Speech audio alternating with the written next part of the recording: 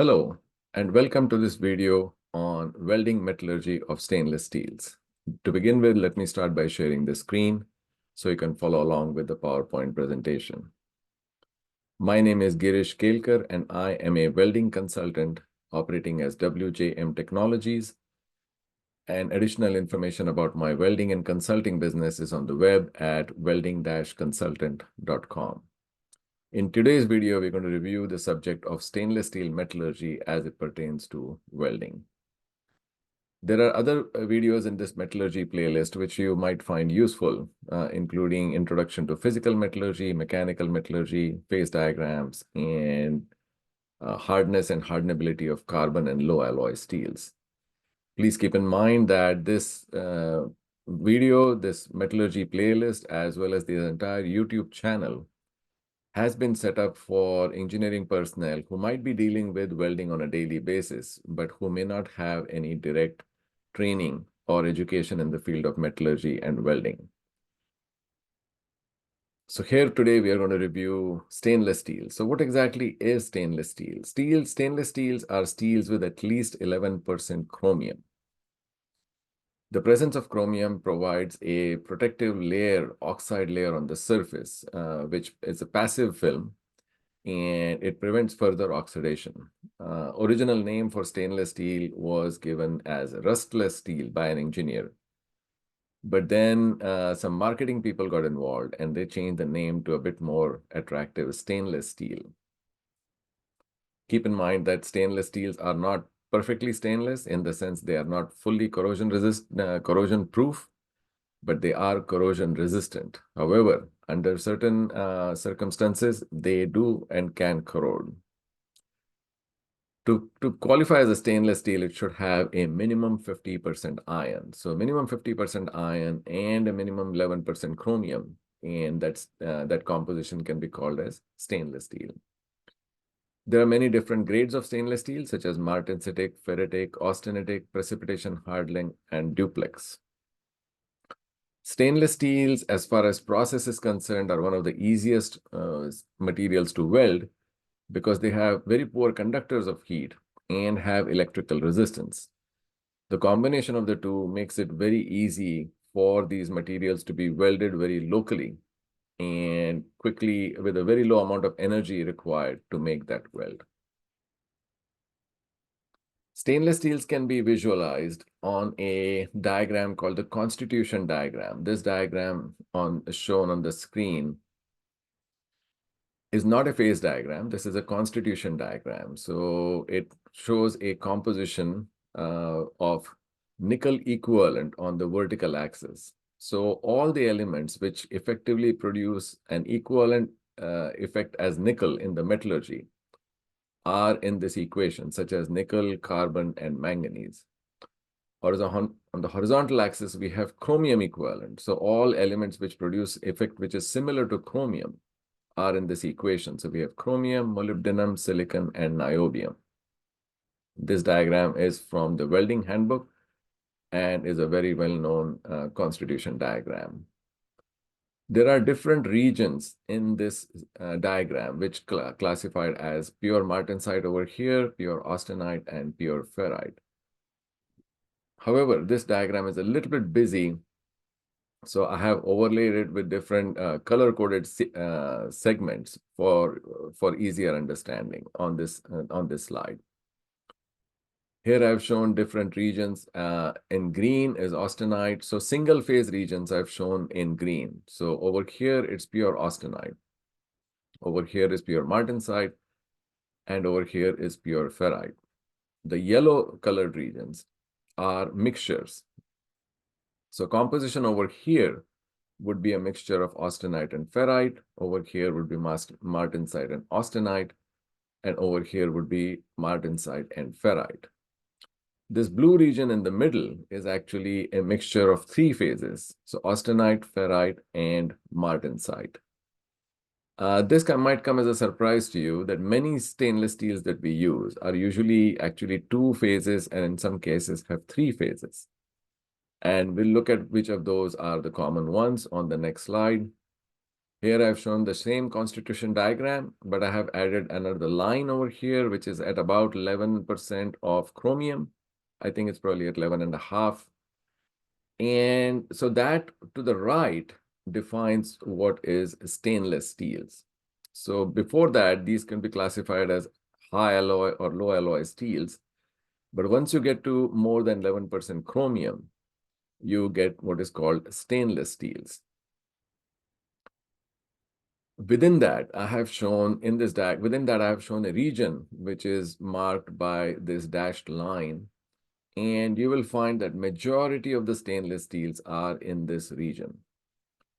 The most common one of them is 304. I'm sure you heard of 304 stainless steel because that is by default. When somebody says we are using stainless steel, usually by default, they mean 304 stainless steel. 304 is 50% of all the stainless steel which is manufactured by weight. Interesting part about this is you will notice that 304 is in this yellowish region where it is a mixture of austenite and ferrite. Typically, stainless steel is classified as austenitic stainless steel because if you hold up a magnet close to 304, you won't feel much of an attraction. But in reality, 304 actually has a small fraction of ferrite, and that small fraction of ferrite actually helps the stainless steel from not cracking. On the other hand, 316, which is a close cousin of 304, is slightly to the north of that border line, and it is typically purely austenitic. So it has some special properties because of its purely austenitic, but at the same time, it is more challenging for welding, and especially in pulsed welding with lasers, it can cause cracking in the welds. Other popular stainless steels are 409. So if you are driving a car with a regular IC engine and have a muffler, most likely the muffler is made of 409. It is specially used in that industry because of its high corrosion resistance. If you're out there playing golf, it is quite likely that some of the irons that you're using are made of 17.4 pH stainless steel. It's a precipitation hardenable stainless steel, and it is a three-phase steel because in this blue region. One of the most popular duplex stainless steels is 2205, and 2205 is again in this region where it's austenite plus ferrite. However, typically when you say duplex, you imply that there is a lot of mixture between austenite and ferrite. So duplex is close to 50% or maybe slightly more of austenite, 50% of ferrite and 50% of austenite. So these are the commonly used stainless steels, but there are hundreds of them. And if you know the composition of the steel you're using, you can use this diagram to calculate the nickel equivalent, the chrome equivalent, and plot it out. Then you have an understanding of where those steels are placed. How do you use these constitution diagram? The constitution diagram can be used for welding by joining 2 points. If you're joining, say, 2 different steels and drawing a line and placing the midpoint where a location where if you're welding, say, a 50-50 mixture of the two. Here I'm showing you 2 green spots over here. The green spot on the left is just a basic garden variety carbon steel with no alloying. And a green spot over here is 304. If you take 304 and carbon steel and weld them together in an equal 50-50 mixture, then the mixture is going to be over here at the red spot where it shows up in this phase called martensite. Now, we know that martensite is quite brittle.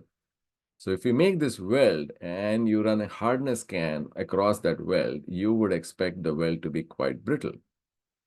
And that is exactly what happened over here. We ran an experiment welding 304 stainless steel to carbon steel without any additive filler. We did not add any filler. So this is an equal mixture, 50-50, of carbon steel and stainless steel, of 304 stainless steel. And we ran a hardness scan, and we found that the carbon steel and stainless steel were very low in hardness, whereas the mixture was close to 50 HRC, 50 Rockwell hardness, which is quite brittle, which is quite hard.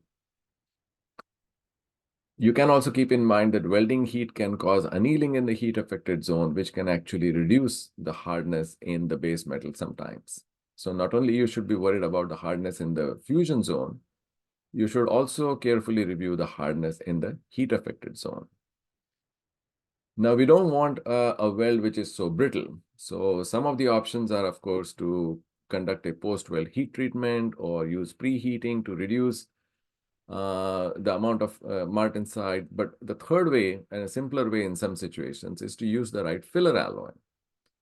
So on the next chart, we're going to show what would happen if we use a 309 filler alloy. 309 is a common filler rod used for welding stainless steels. Here again, I'm showing you the constitution diagram. We have mild steel in the corner here. There's 304 stainless steel.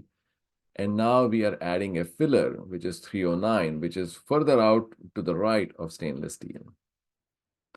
And if we do the math of proportion mixing along a line, and we say, okay, we're going to make a weld with about 20% carbon steel, with about 20% of the 304, and 60% of the filler wire, which is, this ratio is not unusual in butt welding. You can typically get a ratio like that. So 20% each of the base metals and 60% of the filler metal.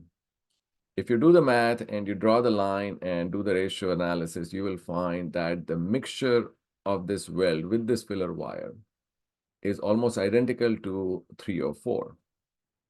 And we can confirm that by making a weld. Here we have welded 304 to carbon steel.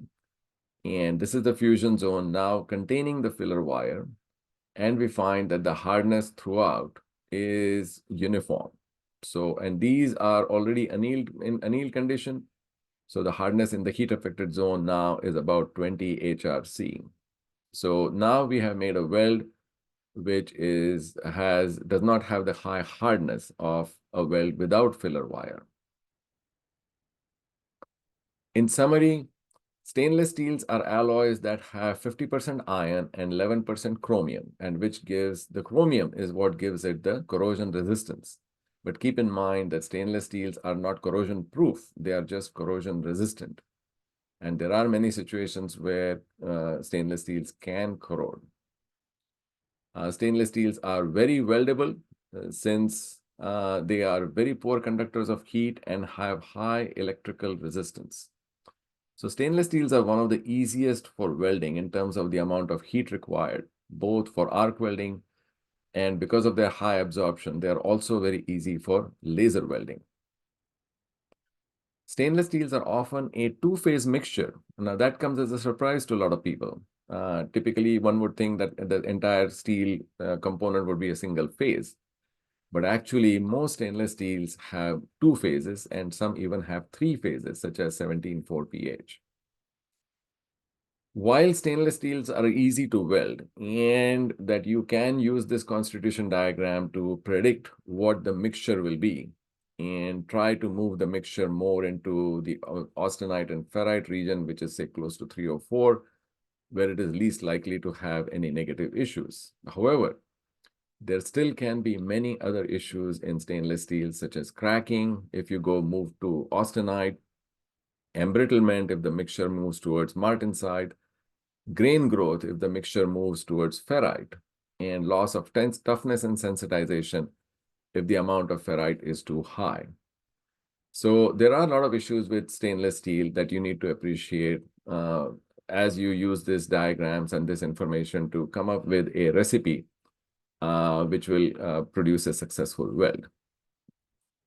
So this is key to understanding welding and metallurgy of stainless steels, the constitution diagram, and how to make the ratios and how to gauge what composition will be produced in the final weld. Thank you for your time, and I hope you found this video interesting. There are many other videos in this YouTube playlist and the YouTube channel on welding and joining, such as on metallurgy, on resistance welding, razor welding, and hope you find those interesting.